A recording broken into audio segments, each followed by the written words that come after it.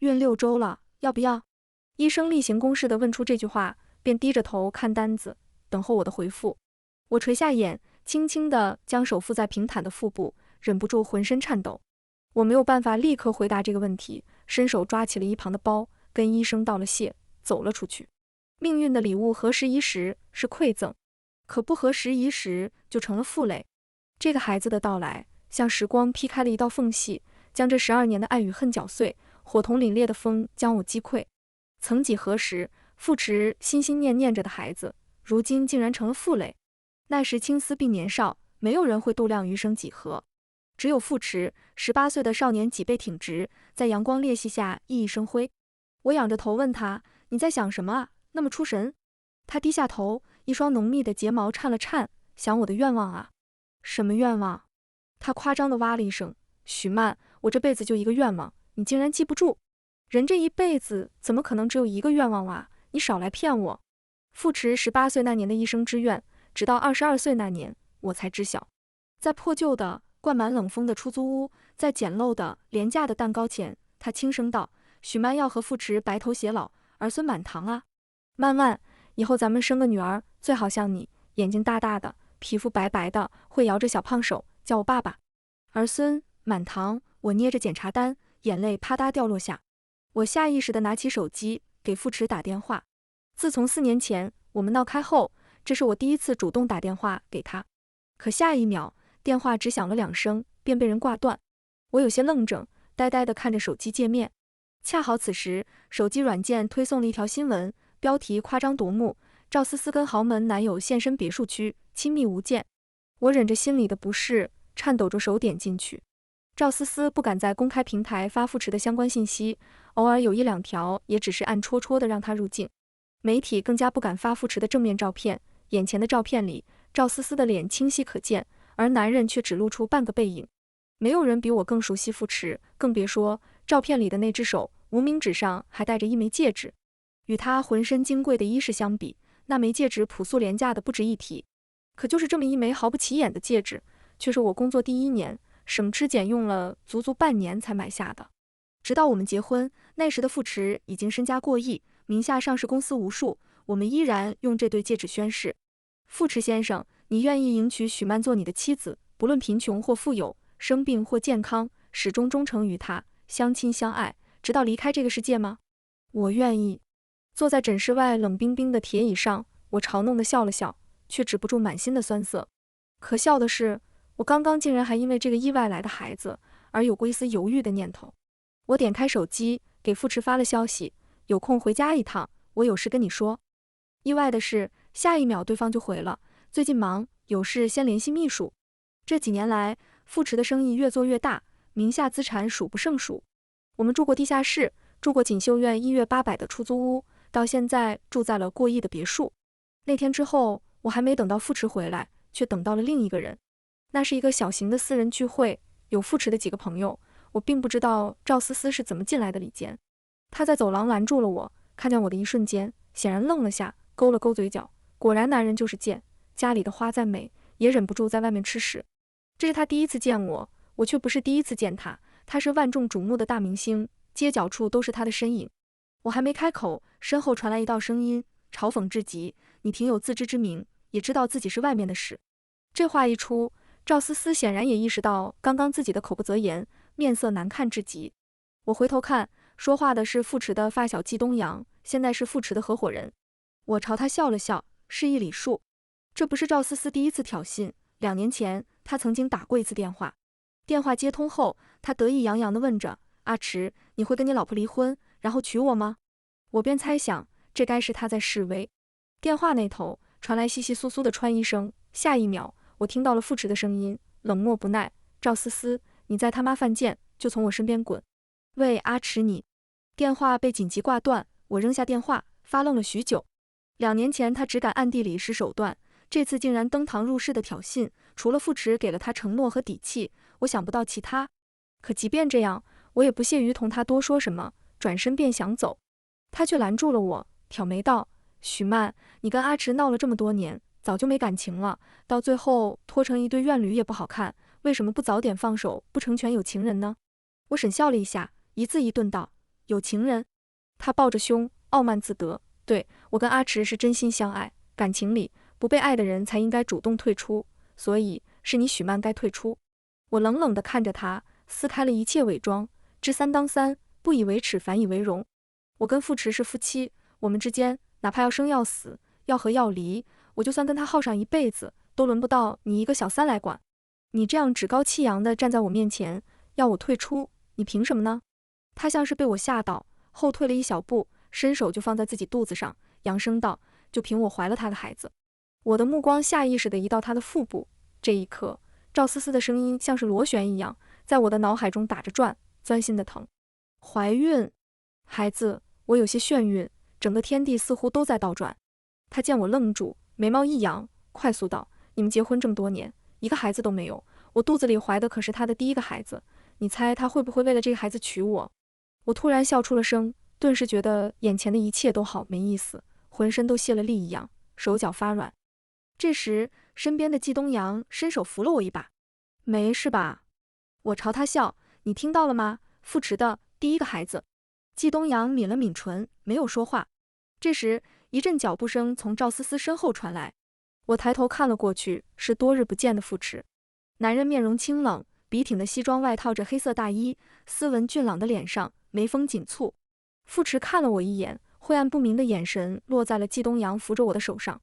赵思思惊喜地叫了他一声，下一秒，傅池面容冰冷，手下毫不留情地扯住他的头发，发狠地问：“谁让你到他跟前来的？想死是吗？”赵思思尖叫着，哭着喊：“阿池，我不是故意的，我怀了你的孩子。”“你的孩子，你一点都不关心吗？”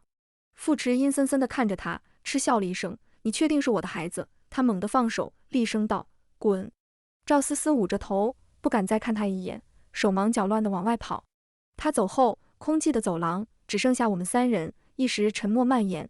突然，傅池歪着头看着季东阳：“东阳，你喜欢许曼？”季东阳闻言，脸色涨红，语无伦次道：“你胡说八道什么？”傅池才不管他说什么，他墨色的瞳孔牢牢地锁住我，话却是对季东阳说的：“你喜欢也没用，许曼是我的老婆，她这辈子只能跟我。”说完这句话，傅池收回视线，转身便往外走。我看到季东阳追了过去，低声斥责他：“傅池，你再这么搞下去，你真不怕许曼跟你离婚？”离婚两个字似乎刺激到了傅池，他脚步停顿住，半晌才回道：“他不会。”我看着手机上季东阳发来的消息，这混蛋就是仗着你爱他，才这么有恃无恐。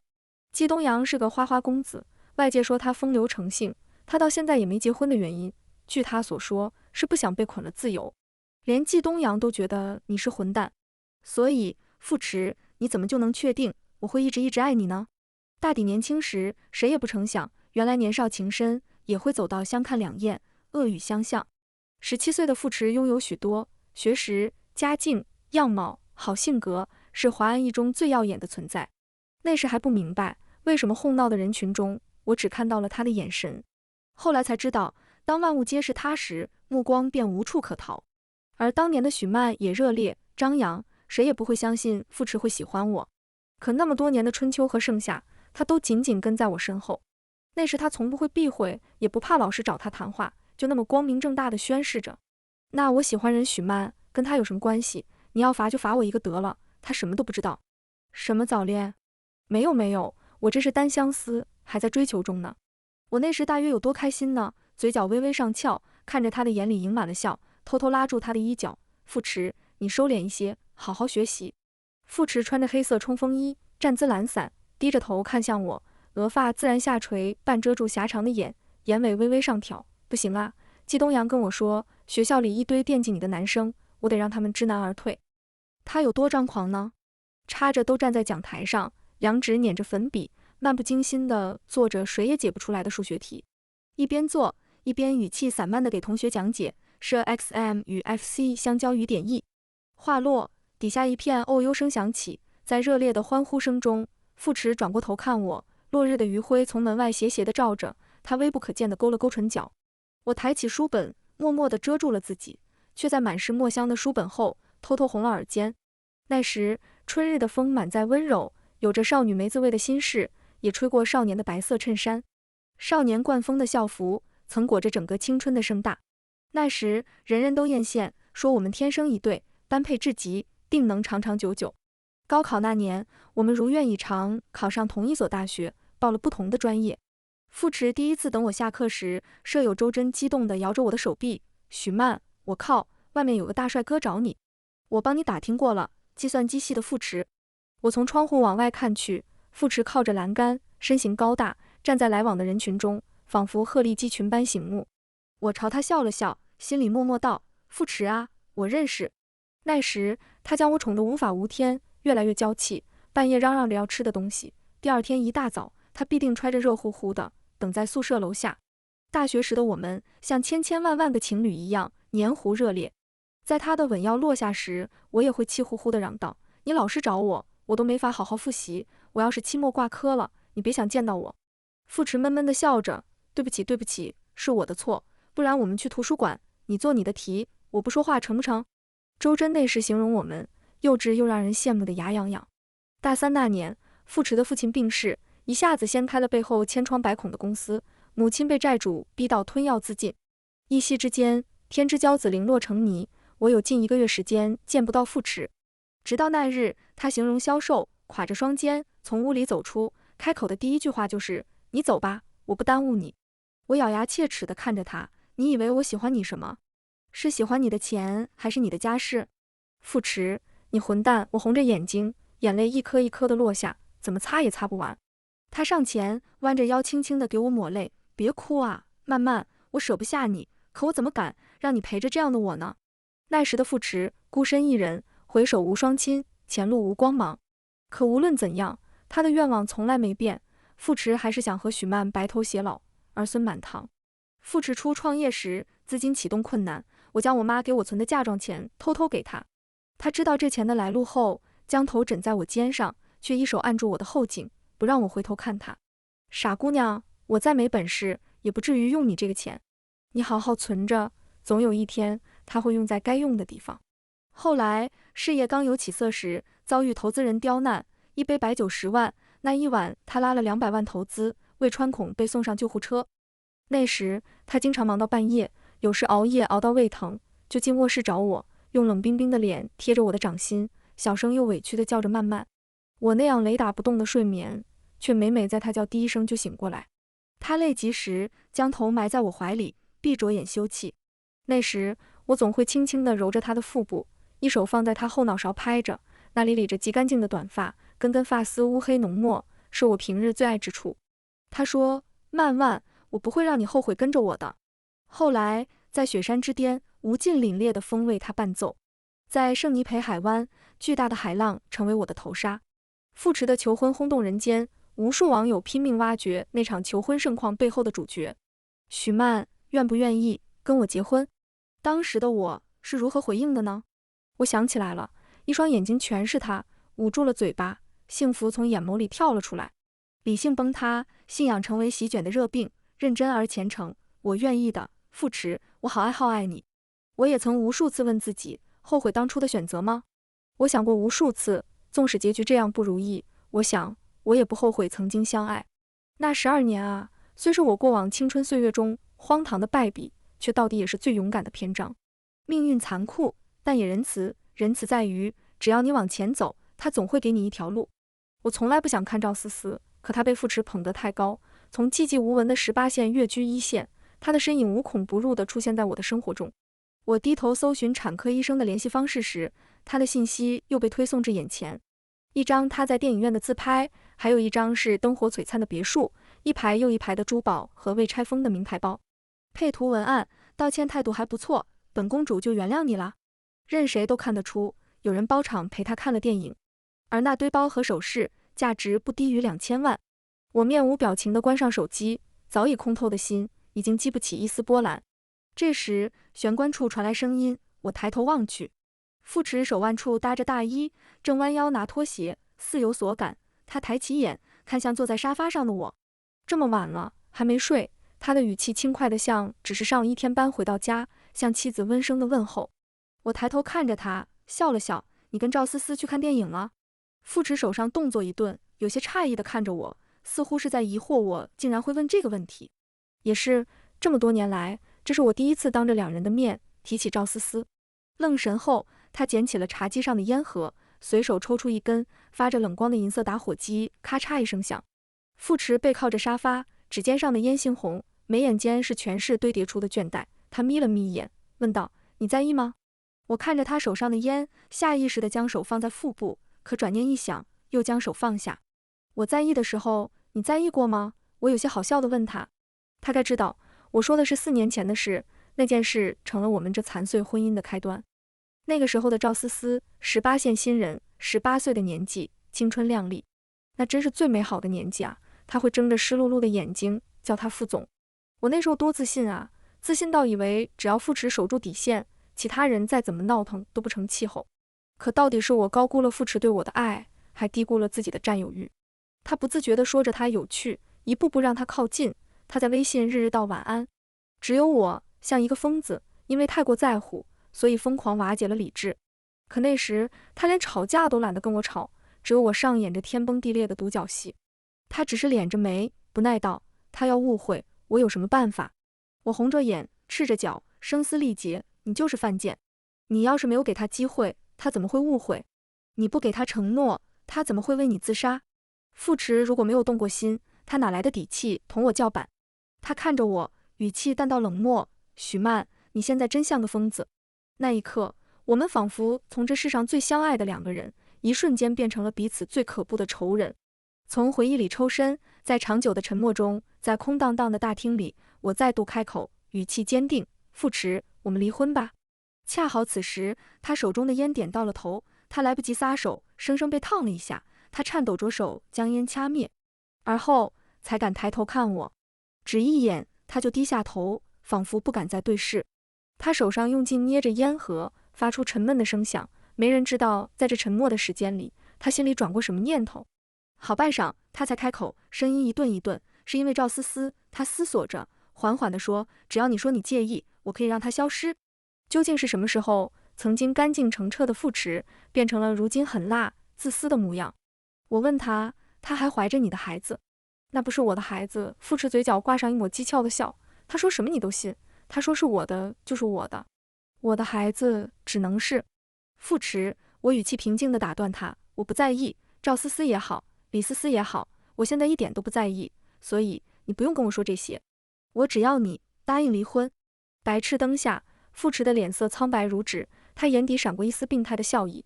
也是，你当然不在意，你许曼现在可不就是一潭死水，哪怕我现在死在你眼前，你也不会眨下眼，你还会在意什么呢？我已经没有同他吵架的欲望，像看一个任性的孩子一样看着他，我站了起来，淡淡道：“关于离婚，希望你明天能给我一个答复。”傅池的声音在身后响起，沙哑晦涩：“如果我不同意呢？如果我不同意离婚呢？许曼。”我站在楼梯拐角处，伸手按住扶手，回身看他。那个我年少时爱的男人，渐渐地与眼前的身影重叠在一起，不禁悲从中来。傅池，这几年在你身边，我一点都不快乐，这种不快乐一寸寸地剥夺着我的生命。我任由眼泪落下，一字一句清晰地告诉他，我有时候夜里睡着都会想，第二天会不会再也醒不过来。在4年前就该离婚的，徒劳纠缠了这么些年，不过是因为不甘心，总在想凭什么我要为其他女人让步。傅池似静坐的雕塑般，泄了力靠在柔软的沙发上，高傲的头颅低低地垂下，身影隐入黑暗中，没再说一句话。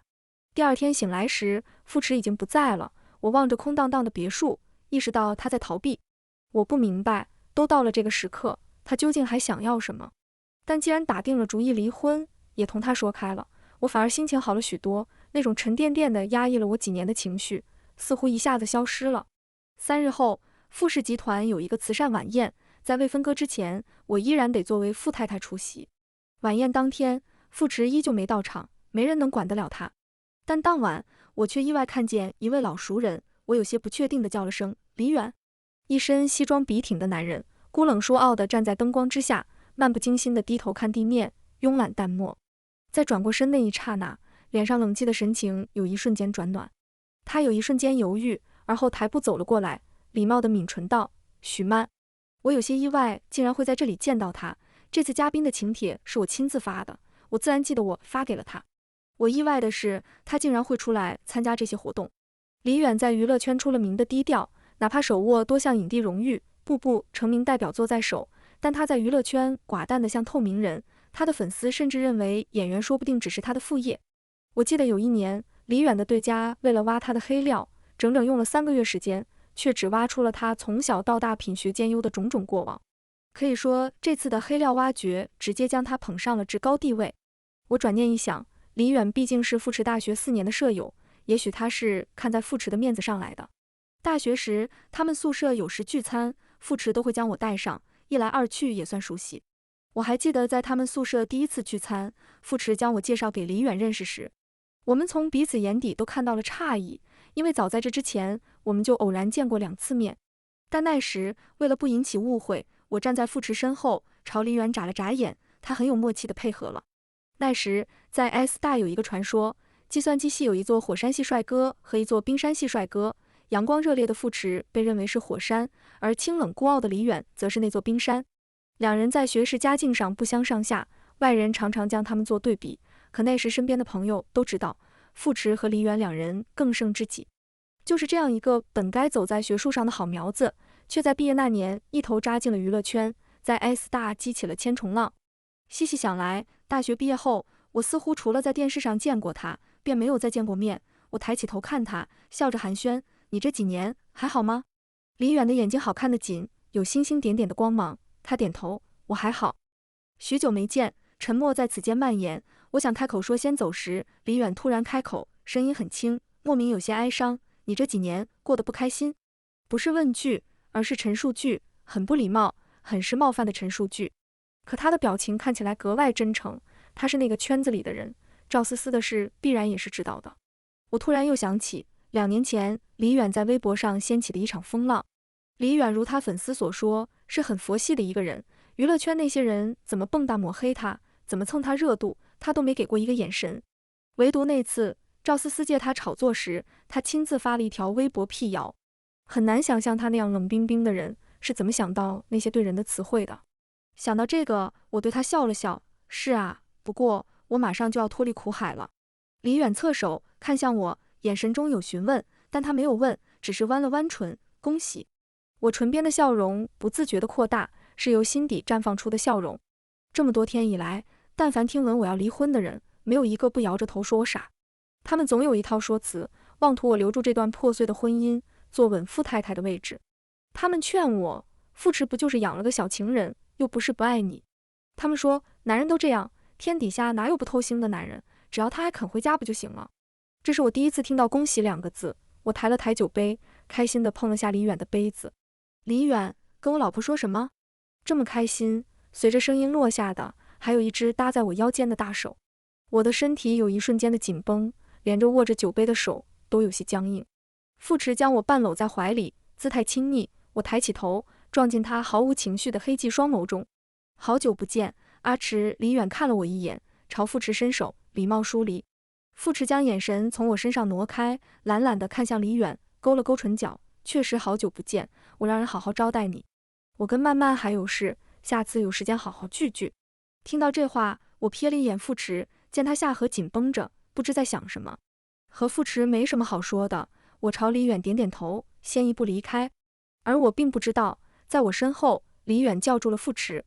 他问富池：“你当年那么宝贝他，我以为你会一直对他好。”富池就那么站在那里，脸色冰冷，看向李远的目光隐隐有怒火，好似能将对面的人吞没。半晌，他突然漫不经心地笑了：“和你有关系吗？”富池也想不通自己在怕什么。大学时他就知道李远喜欢的类型不是许曼这种。他没等李远回话，冷漠地扔下一句：“李远，离许曼远点。”那日晚宴后，富池似乎又消失了。我没想到再次见到富池会是那样的场面。9月12日晚5点，百花商贸大楼发生歹徒挟持人质事件，而我刚巧不巧被歹徒用刀尖抵着脖子，当作人质。现场乱作了一团，逃命的、报警的，但无例外都往外跑。然而我不能跟着乱，我用尽全力让自己颤抖的身体保持平衡，却控制不住害怕。歹徒用命狂叫着：“别过来，不然我杀了他！让警察来，让警察来跟我对话。”比警察更早来到的是富池，他像是从外面狂奔过来，满头黑发凌乱，在看见我的一瞬间，脸色苍白至极。傅驰向前走了几步，激起了歹徒的怒气，别过来。他稳住了脚步，努力克制着焦急，声音平稳道：我不过去，你要钱是不是？你放了他，要多少我都给，警察不会追究你，我可以保你。歹徒朝他吼道：我不要钱，我就要一个公道，我要警察来跟我沟通。他将身上的东西都放在地上，举起手机给他看，这样我来换他，我是富士集团董事长，你挟持我更有价值，我可以帮你跟警察对话。我睁大眼睛看他，艰难地开口：别过来，他身上有炸弹。傅驰还在劝说，他向来会说服人心，再加上歹徒一时脑子亢奋中，竟然就真的听他话，将人质进行兑换。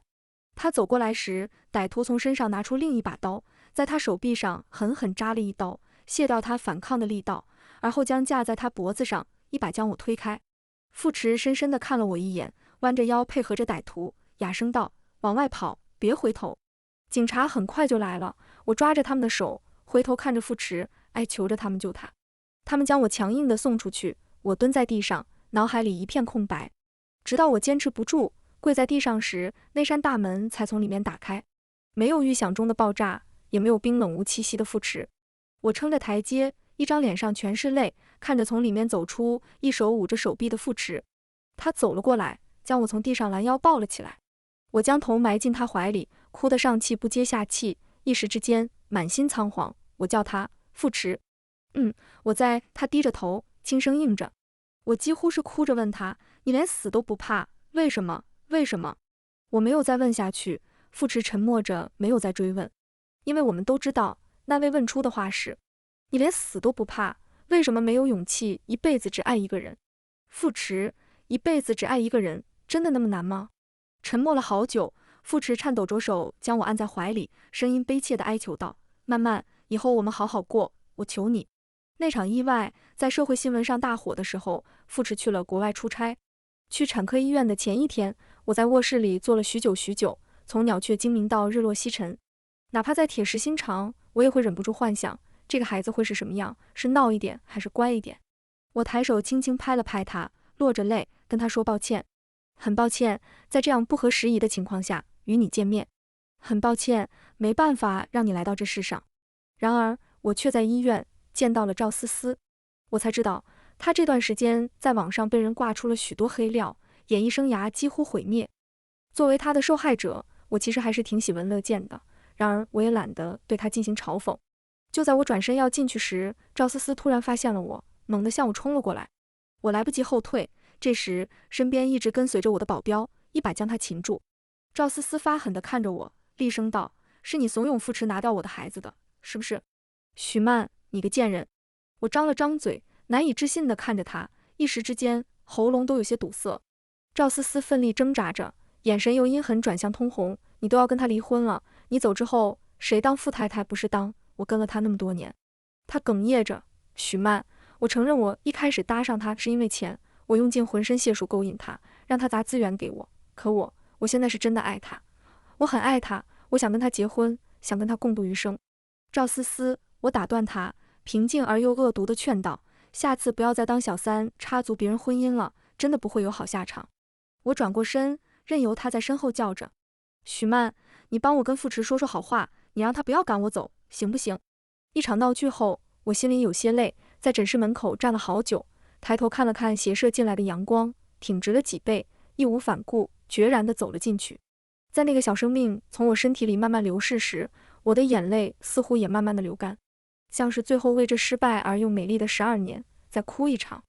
我从医院回来的第二天，傅驰从伦敦飞回，他风尘仆仆地赶回别墅，猩红着眼问道：你去产科医院做什么？我说：我把孩子拿掉了。傅驰发了疯一样，把房间能砸的东西全都砸了，最后反手掐着腰，颤着手指点着我：许曼，为什么啊？那是我们的孩子。他跪在地上，双手捂着脸，将头埋在我的腿上，两肩不断地颤抖着：曼曼，那是我们的孩子啊。我平静地看着他，如今疯狂的傅驰，一如4年前疯癫的我一般，可我心里没有一丝的畅快，只有无尽的悲凉。这个孩子不过在生日那天无意间对他心软，才让他过了界，他一开始就是个错误。我叹了口气：傅驰，离婚吧。我不会同意的。我问他：还是你想要我在你身边一点点地死去？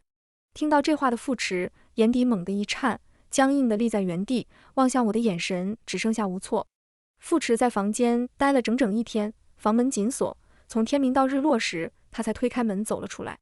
他看向我，语气平静：“曼万，我答应你。打官司、起诉是我最不想动用的手段，我不想闹得那么难看。”他能平和地答应，我不自觉地松了口气。离婚的手续办理得很快，只用了3天时间。这3天里，傅池仿佛又成了之前的样子，笑着打点一切，散漫地同我说话。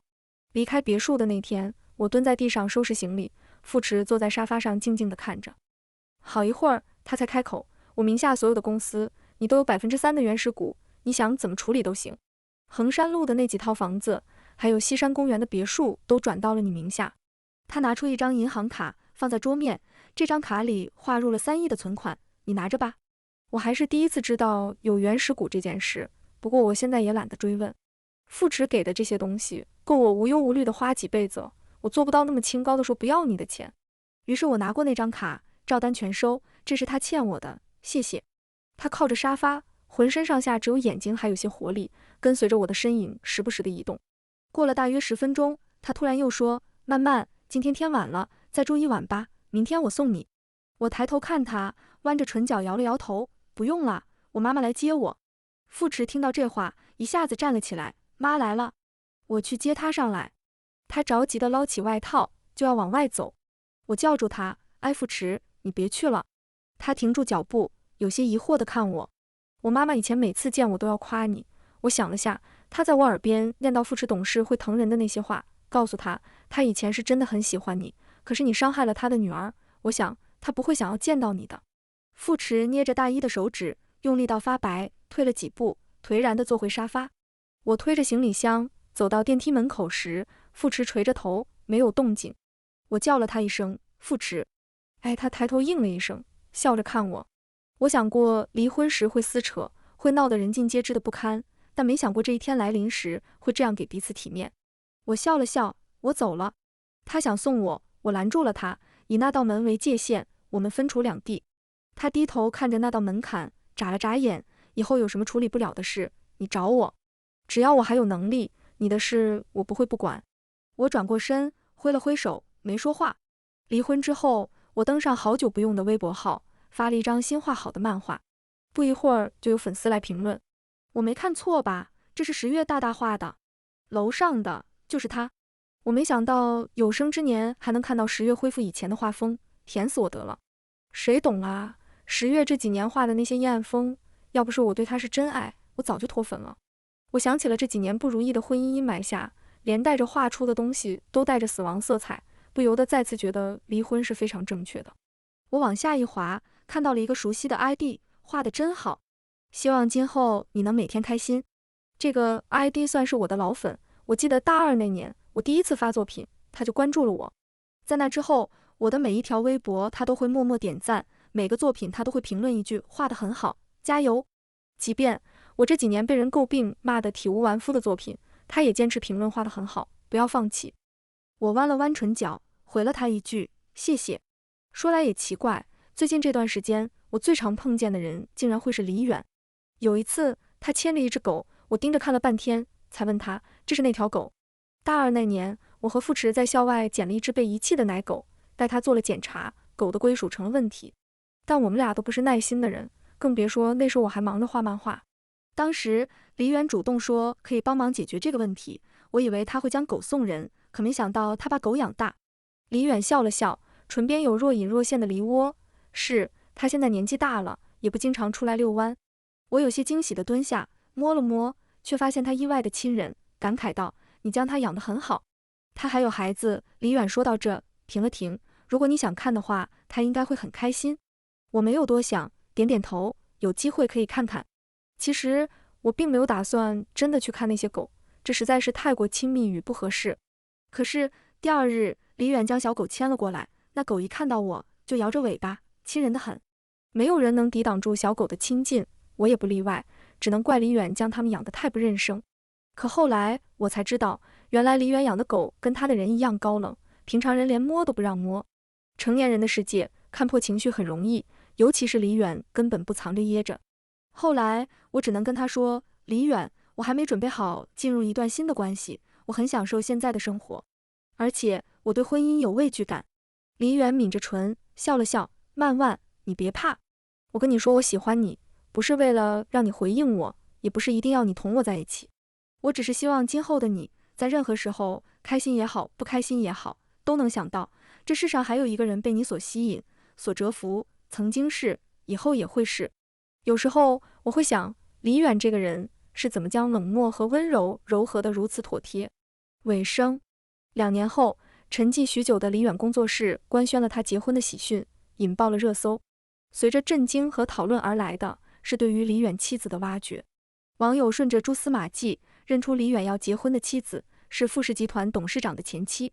一度有接受不了的网友冲进李远微博，骂他是娶二婚女的接盘侠，更有甚者杀到了富士官方号辱骂，富士集团直接关闭了评论区。闻风而动的财经记者借机采访傅驰，问他有何感想。傅驰在镜头前愣了许久，才说了句恭喜。而李远召开了记者发布会，在发布会上，他真诚而恳切地说，如果不是他，我大约这辈子都不会结婚，所以我请你们为我开心。我这辈子还能有结婚的时刻，这是命运对我的垂怜。发布会之后，网友莫名的沉寂了。李远过往的人生中，任凭娱乐圈的人和大众怎么说他，他都没有在意过。他唯二高调而招摇掀起的2次风波，全都是因为许曼。沉寂之后，有粉丝扒出了李远的小号，发现了他隐藏了许多年的秘密。他的小号曾经在李远出道那一天发过一条微博，如果站得高高的，是不是就能被他看见？一时之间，网上又开始掀起了冲天热议，甚至有不少写手开始写李远、许曼和傅驰3人的情爱纠葛的同人文。许曼低着头，看着那些侦探网友头头是道地分析着，手上点进去那个熟悉的 ID， 而后拿着手机光着脚跑到厨房。李远穿着一身浅灰色的家居服，正弯着腰给许曼切水果。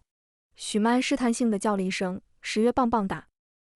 弯着身的李远沉浸在水果拼盘里，下意识地应着。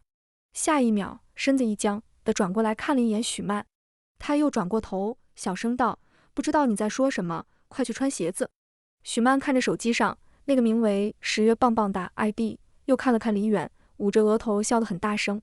在身后那肆意而夸张的笑声中，李远不由自主地跟着笑了。李远和许曼的婚礼轰动得满城皆知。他们结婚那天，季东阳从机场赶赴婚礼现场，下车时在门口碰到了老熟人。季东阳看了看时间，不至于迟到，于是他走了过去，拍了拍傅驰的肩膀：“不上去看看吗？”傅驰掂了掂手里的烟，抬头望了望富丽堂皇的大厦，有来客匆匆，有锣鼓喧天。他拿出一个盒子，交给季东阳：“新婚礼物，你帮我拿上去吧。”季东阳接过盒子，挑了挑眉：“怎么？”傅驰被烟呛到，咳嗽了好一会儿，咳到眼里有了泪花，才笑着说：“怕他不收。”末了，交代了一句：“别说是我送的。”季东阳又问了一遍：“真不上去看看？”傅驰摇摇头：“看什么呢？在高朋满座中，看他们宣誓白头偕老，看他们相爱的样子吗？”他大抵也无法接受，曾经放在心尖上的人，那么重视的人，花光了力气去拥抱的人，最终被他人揽入怀。季东阳拍了拍他的肩膀：“我上去讨杯喜酒喝。也许像他这般从未拥有过，不至于那么难以释怀，不至于那么失态。”季东阳看着傅驰缓缓地走入人流中，背影萧瑟苍凉，他微不可闻地笑了笑，直觉告诉他，傅驰这辈子都过不去了，现在还只是开始。傅驰凭着一股力坐进了车中，抬头呆呆地望着那座大楼。他怎么也想不到，李远的心思藏了那么多年。他知道的时候，恨不得杀了他。傅驰低着头，突然笑了出来，笑到胸腔都在震荡。